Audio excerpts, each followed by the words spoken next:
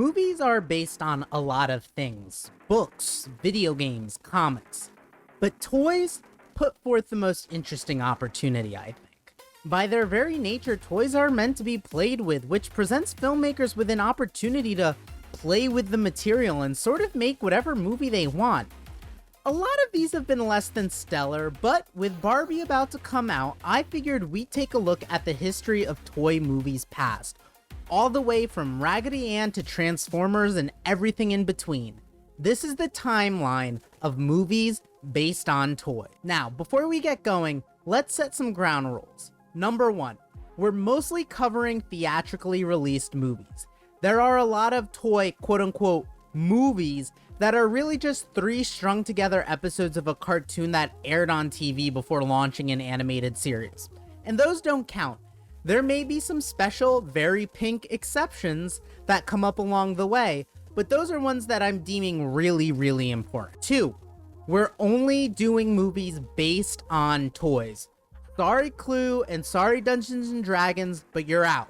Also, the toy line needed to have existed first. That rules out things like Small Soldiers or Toy Story that went on to go spawn their own toy lines based off of their movies. 3, I might miss some movies. If I leave out your favorite, something you think is notable, let me know in the comments below.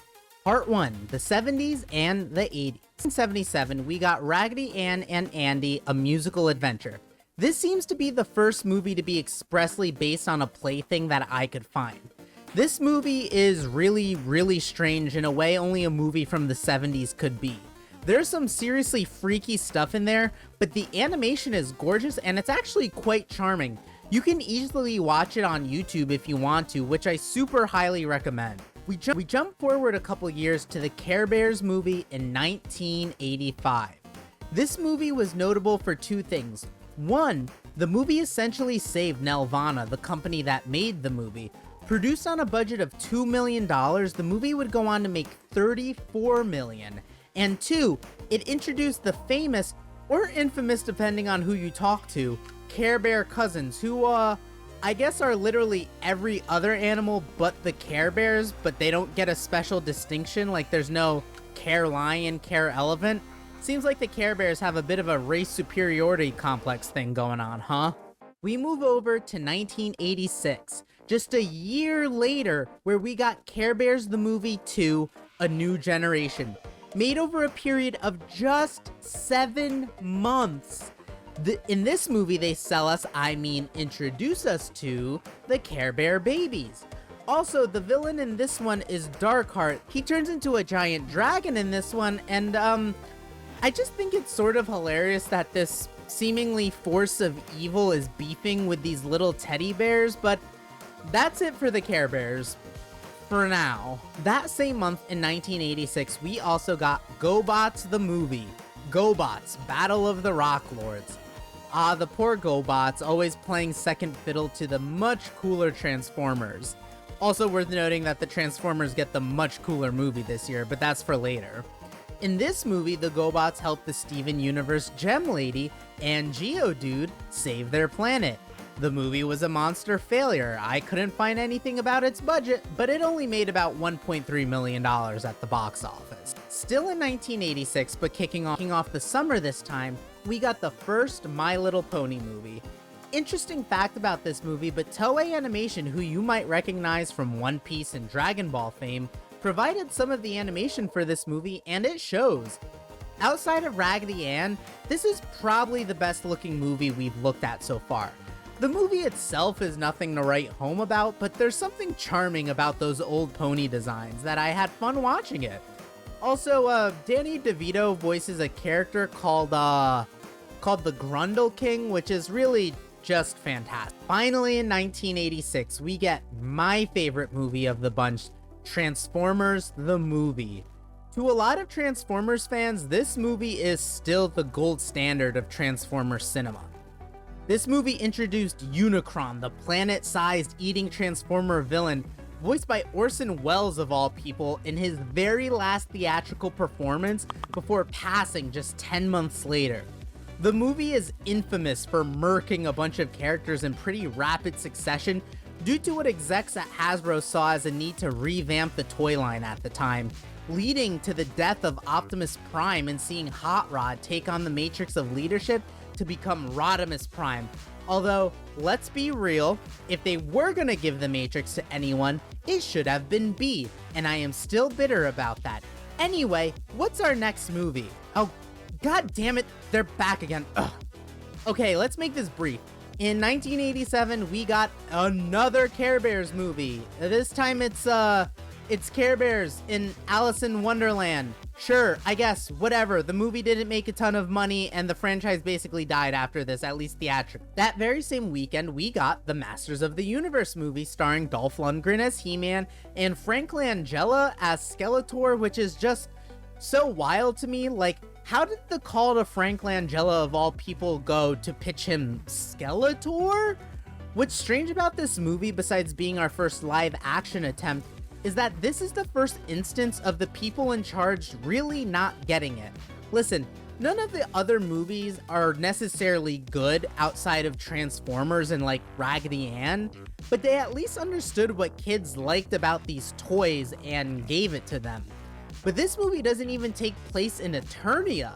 It's instead some sort of weird reverse isekai where the He-Man characters get brought to the real world, so there's like nothing overly fantastical. It's just very, very strange stuff. Also, one of Courtney Cox's first roles. Rounding out the 80s, we got Pound Puppies, The Legend of Big Paw in 1988. This one isn't about a bunch of sad dogs not being adopted, but is instead about King Arthur and his dog Digalot. Funnily enough, King Arthur will also show up again in this timeline for a totally different franchise, which is wild to think about. It's a musical, because of course it is, and the bad guy's name is Marvin McNasty, which is just perfect. Absolutely no note. And with that, the 80s come to a close, and it's a few more years, like a lot of years, before we get any more toy line to movie adaptations. But you're probably wondering why there were so many in the 80s. Well, that's because of US President and all-around terrible person Ronald Reagan. Intermission brought to you by President Ronald Reagan. See, starting in the 60s, a lot of people realized that unfettered and unregulated advertising to children was probably a bad idea, and so rules were put in place on how much a show could advertise to children. Cut to the 80s, and in the sweet, sweet name of capitalism, Ronald Reagan lifted like all of these restrictions, and all of a sudden you saw a massive groundswell of shows, cartoons, and yes, movies designed to sell toys. According to the Better Marketing Hub, there was a 300% increase in cartoons with licensed characters in the 80s, which is just wild to consider.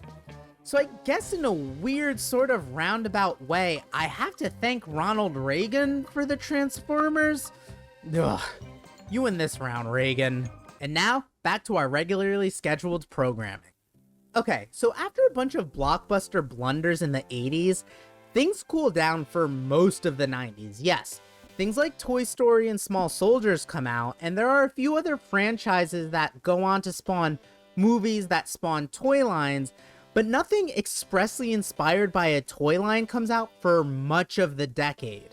That all changes in 2001. Now, I know at the top I said that I wouldn't be talking much about direct-to-video or TV movies, but I feel as though I need to make a special exception for this next franchise, solely because of the sheer amount of movies it spawned, but because of what it went on to do for the toy line as a whole, which is basically save it. I'm talking about the Barbie movies. Barbie's popularity had been in decline for a while at this point, and they were losing even more mindshare when the girls with a passion for fashion started moving in on their turf. Bratz. Bratz were more unique looking and cooler than Barbie at the time, and Mattel had to do something. Wanting to get Barbie away from just being considered a fashion doll, an entertainment line was launched at Mattel in order to show girls directly that Barbie could be anything and everything they wanted her to be. These movies span everything from classic fairy tales to sci-fi adventure. Barbie Nutcracker was a particular favorite in my household. I remember there's like a really, really crazy, wacky dance towards the end of the movie that my cousin and I used to just think was the funniest thing in the world, and we would try to imitate it.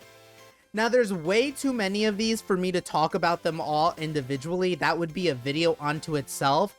So I'm going to name all of these in rapid succession. These all came out in a period between 2001 and 2023, so just mentally place them where they need to be in your mind.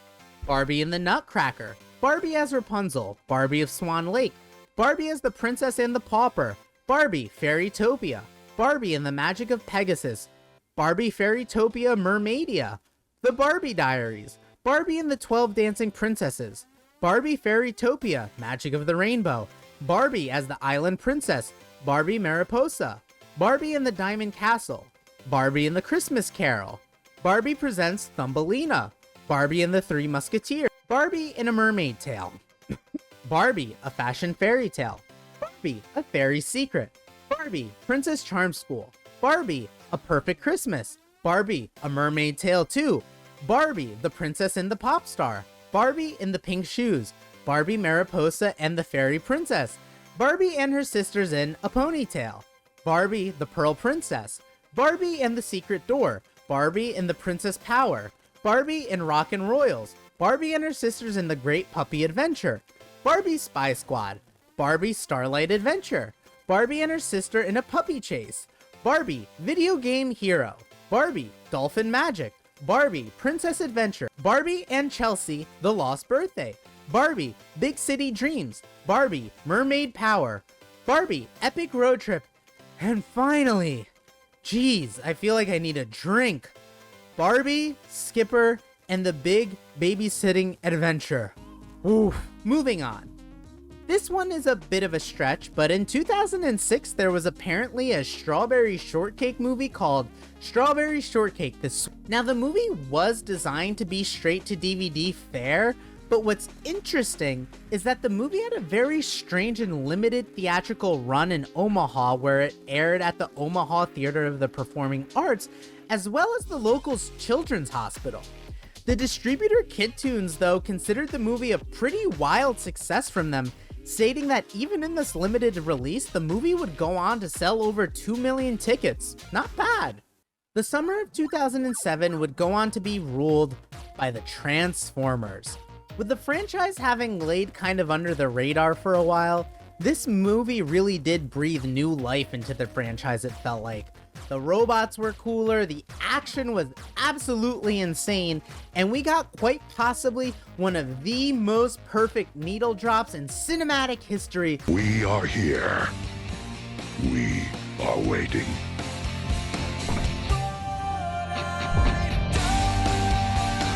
The movie would also really go on to launch a new wave of popularity for the character Bumblebee, giving him his now famous radio voice and turning him into a series mascot of sorts on par with even Optimus. It was a magical time that should have launched a fun and solid franchise for years to come, right? Right? Conversely, in August of 2007, we go to Bratz. There's not too much to say about this one other than it really seemed like they didn't understand why people liked the Bratz dolls. None of the characters seemed to have the attitude or style that the Bratz had become so synonymous with, and the movie was a financial and critical bomb. Do you want to know what this and Transformers have in common though? Jon Voight of all people is in both. He's the principal in this and even got nominated for a Razzie for his part for Worst Supporting Actor. That guy is like the king of just showing up in random movies you wouldn't expect him to, I swear to God. In 2009, riding off the high of Transformers, Hasbro decided to take another crack at one of their toy lines, G.I. Joe, with the movie G.I. Joe, The Rise of Cobra. This one had a weird air to it from the start. See, the thing that's cool about G.I. Joe is that they were all really distinct looking with different skill sets and personalities and outlandish costumes. But this movie slapped all of them in power suits and just sort of called it a day. Snake Eyes and Storm Shadow are sort of cool, but the movie is just incredibly dull. Joseph Gordon-Levitt, of all people, also gives an incredibly bizarre performance as Cobra Commander, And I say bizarre even by Cobra Commander standards. It's just not very good, and all around just did not work for me at all. Hasbro would go on to take another L that summer, at least from a critical standpoint, because this movie made buckets of money, with Transformers: Revenge of the Fallen. I remember thinking that it was so hype at the time, but having watched it recently, the movie is an absolute mess. It's overlong, and with Bay having a lot more freedom this time around, it's way too chaotic. It's filled with massive plot holes, a lame villain, and oh yeah, the racist robots. Now this movie could have been something different, and not all of it is necessarily Michael Bay's fault. See, in 2008, when the movie was entering production, a writer's strike was about to happen, and the film's writers essentially wrote a first draft of the movie in 2 weeks and got it to Bay on the eve of the strike. Michael Bay could have waited to make the rest of the movie, but he had crews waiting for him ready to start shooting, which means they would have missed out on wages. The movie is a mess as a result, but it made a butt ton of cash, like I said, and that would unfortunately go on to set the tone for the rest of the movies to come. Remember, folks, it is important to pay your writers. This section was brought to you by the WGA strike currently happening right now. In 2011, we'd get our third Transformers movie, Dark of the Moon. This one is a really mixed bag. It's almost a good movie at so many points and has a strangely stacked cast of legitimately great actors. Oscar winner Frances McDormand and John Malkovich are in this movie. Buzz Aldrin is also in this. They say the moon landing was actually an attempt to discover Transformers, and him and Optimus greet each other like G's. But for every cool moment like that, there's a lot of Bay's dumb humor, and this is where we really start to get this weird, brutal Optimus that feels more like the Punisher. He executes people, and it's just very, very uncomfortable. No, Optimus! Still, the back half of the movie with the attack on Chicago is legitimately very cool and kind of horrifying. It really nails what I feel like something like that would be like for a on-the-ground everyday person. Still, that doesn't make up for the whole first half of the movie. Man, Hasbro is just responsible for so much mid in this part of the timeline. Jeez. Anyway, with that being said, in 2013 we got a follow-up to Rise of Cobra with G.I. Joe Retaliation. This movie isn't anything to write home about, but it is certainly better than Rise. This movie would serve as a sort of reboot for the franchise, with Hasbro, in the similar vein of the original Transformers movie, killing off most of the movie's original cast in the beginning of the film to make way for new characters like The Rock as Roadblock. Bruce Willis also plays Joe, like just the original G.I. Joe. It's very stupid, but in a cool, fun sort of way. They also framed the movie within this revenge framework for the new cast that is sort of cool, but the franchise pretty much stopped after this movie. In 2013, we also got Robo Sapien rebooted from infamous toy executive and General Spider-Man menace Avi Arad.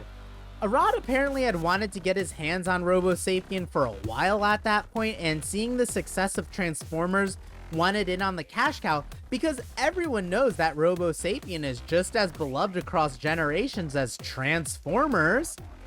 The rights were secured by Arad Productions in 2008. However, it would take years for the movie to get anywhere. It's a pretty standard boy befriends robot made by the military, only this time it looks like it was produced on a Sci-Fi Channel film budget. The movie cost $15 million to make and only made back around 290 grand. I seriously didn't even know this movie existed until researching this video. Finally, after a sea of mid, something I can talk lovingly about, the Lego Movie in 2014. Out of everything on this list so far, this is the movie to finally get it, and I mean really get it. The Lego Movie didn't just show us a bunch of toys they knew we'd want, It really goes to the heart of why we love our toy. Listen, toys at the end of the day are things that are packaged and sold to us through marketing and advertising. They are as linked to the soulless heart of capitalism as oil reserves and, like, I don't know, cryptocurrency. But there's something special that happens when a kid gets their hand on a toy, because they attach way more meaning and way more heart onto that toy than any executive at any toy company could have imagined. The Lego movie really nailed that to such an incredible degree. We're back to stinkers, it looks like. 2014 also brought us Transformers: Age of Extinction. This is when these movies really started to lose me, so I'm gonna be real with you guys. I don't really feel like talking about them all that much, so let's speed round this. Shia is replaced by Mark Wahlberg. They marketed the hell out of the Dinobots, but they're hardly there, and Optimus Prime blows up Frasier.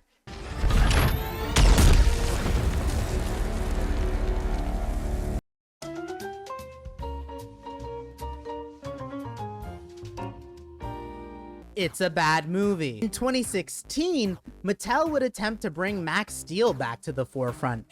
Max Steel was a toy and cartoon that I loved as a kid, so I wasn't really vibing with this new version of him where he was like a cyberpunk Tron Legacy knockoff. My version of Max is an extreme sports cyborg teen that also does spy stuff. This movie really failed to capture anyone, it seems like. If you were a kid, you know, you had no idea who this guy was, and it just sort of looked cheap and generic. And if you were a fan of the original, it had so little likeness to those toys or that cartoon that there was no reason to go see it, honestly. It was a massive bomb. 2016 brings us what I think is a very underappreciated movie by my fellow movie-loving cohorts in DreamWorks' Trolls. I feel like most people's opinion of this movie is based off of the singing killed my grandma line, and that's a shame because these movies have some of the most imaginative design work I've ever seen in an animated movie, and also because the movie is a lot more self-aware than people give it credit for. The singing killed my grandma line is totally played for laughs, and it's always struck me as weird that so many people just seemingly didn't get that. I was also a big fan of troll dolls as a kid, and so it's been fun to see revitalized interest in them come to the forefront in this new generation of toys and characters. Also, soundtrack is filled with absolute bops. This one is a bit of a cheat because it's based on a toy, but it's also based on a pre-existing IP, but the toy part is a really big deal, so I'm gonna count it. In 2017, we get Lego Batman. Lego Batman is probably one of the best examinations of the character out there. It might actually be one of my favorite Batman movies, and I love how it dissects the relationship between Batman and Joker and the weird comfort that they sort of find in one another. The voice cast is top notch, just like in the Lego movie, with special shout out given to Zach Galifianakis' Joker. Seriously, he's so perfect. This movie also spawned some of the best Lego sets, like that Joker Lowrider set is so damn cool, still probably one of my favorite Lego cars out there. I promise guys, this is the last bad Transformers movie. Please just stick with me, let's get through this. Transformers: The Last Knight. This time there's King Arthur stuff, just like in the Pound Puppies movie. See, we're bringing it back. There's a bunch of lore about the Wiccans, but Sam isn't there, so it all feels sort of pointless. Cade is a descendant of King Arthur because sure, whatever. And Bumblebee hunted Nazis for Churchill, and Harriet Tubman knew about the Transformers and they helped her run the Underground Railroad. Which definitely doesn't raise any uncomfortable questions and totally doesn't mess with previously established canon at all. There's an attempt to set up Quintessa as the new big bad for the franchise, but this is where Bay's reign would come to an end for the Transformers movie, as this was the first one that would really disappoint financially for Paramount and Hasbro. Alright, are we done? No more Michael Bay Transformers movies? Awesome, great. Our next movie is probably my favorite movie on the timeline, and one that I hold super close to my heart. 2018's Bumblebee. Bumblebee is so much the Transformers movie that I've always wanted. One of my least favorite parts of the franchise as it went on is how Bee and the other Transformers outside of Optimus really stopped feeling like characters. Particularly in Bee's case, Sam and his relationship basically ceased to exist, with Bee just being a glorified accessory. However, there's no denying that those movies really did revitalize love for this character, and this movie is sort of the realization of that, finally making him the proper star since the first movie back in '07. It's incredibly charming, and Haley Steinfeld as Charlie gives such a heartwarming performance that you can't help but fall for the dynamic between her and Bee. I think what I love most about this movie, though, is that Bee feels like a full character with agency, and that was something that I had wanted for so long. Seriously, this movie is amazing and borderline perfect, and I love it so much. 2019 brings us the actual Lego Movie sequel in The Lego Movie, the second part. This movie is a lot of fun, even if it does feel like it hits a lot of the same story beats as the first one, only this time Finn sort of plays the role that his dad did in the first. Still, it's pretty funny and a joy to look at. Unfortunately though, this would mark the end of the LEGO Cinematic Universe after back-to-back financial disappointments with this and the LEGO Ninjago movie. A sequel to LEGO Batman was scraped as well. My guess, they just oversaturated the market too quickly, and what was once a joy in Marvel to look at kind of became whatever for a lot of people. LEGO wasn't the only building brick movie to get a movie in 2019. Enter the totally not a LEGO movie cash grab ripoff, Playmobil the movie. This movie landed like a wet fart, with comparisons made between it and LEGO running rampant. It also came out after LEGO Movie Part 2, so at this point audiences were just sort of over the whole building toy gimmick thing. And like, I'm sorry, but who likes Playmobil? You may as well go hang out with the Mega Bloks kids at that point. Yep. As I'm sure you could tell by the last time we talked about Trolls, I love these movies, and World Tour is no different. I'm sad that I couldn't see this in theaters, but I was so thankful to have it during the worst of the pandemic. And what I find so interesting about this movie is how quickly people want to dismiss it because of its QD aesthetics, when A, those aesthetics are incredible, there's so much imagination on screen just like with the first one, and B, World Tour is actually a really accessible movie about things like colonization, cultural appropriation, and how we look at history from the winner's perspective. This movie, I have to imagine, sparked a lot of conversations between kids and parents, and I'm sorry, but I think the movie needs credit for that. Also, once again, absolutely banging soundtrack. In 2021, Hasbro would attempt once again to breathe some life into the G.I. Joe cinematic universe with Snake Eyes, which in retrospect probably should have been the move from the start, right? I mean, who cares about literally any of the other G.I. Joe characters? I'm sure there are a few people out there, but most people I speak to all agree that Snake Eyes is by far and away the coolest member of the team. But at this point, the damage had been done, with 2 lackluster movies plus the fact that there were years and years between those. The G.I. Joe IP didn't exactly have the cultural cachet to support a big blockbuster like this. This is it, our last movie. It feels almost poetic in a way, but we're ending with a Transformers movie, and one that I really like at that. 2023 very recently brought us Transformers: Rise of the Beasts. This time the Autobots joined forces with the Maximals in a Beast Wars inspired adventure that's very close to my heart for a lot of reasons. 1. Beast Wars was my introduction to the Transformers, so these characters have a soft spot in my heart. And 2, part of the movie is set in Brooklyn, and I am an NYC living in love and Kappa. The movie doesn't quite reach the emotional heights of Bumblebee, but I found it struck a really good balance of the emotional heart that movie had, but also the Bayhem stuff that, let's face it, has a fan base that deserves to be served too. What I really like about this movie is the journey that Optimus goes down. This feels like what they wanted to do with Optimus in the Bay movies, but could never get quite right. With Optimus as this angry and dejected leader who finds himself and learns how to be the Optimus we know and love by the end of the movie. In the Bay movies, it was always kind of like reset by the end. Like in the next one, he was just sort of angrier and meaner and then would go on the same journey, etc., etc. It also helps that Scourge, the bad guy in this, really feels like a worthy threat for him to let loose into. And if you've seen the movie, you know why he's letting loose, rather than having him execute surrendering foes or humans.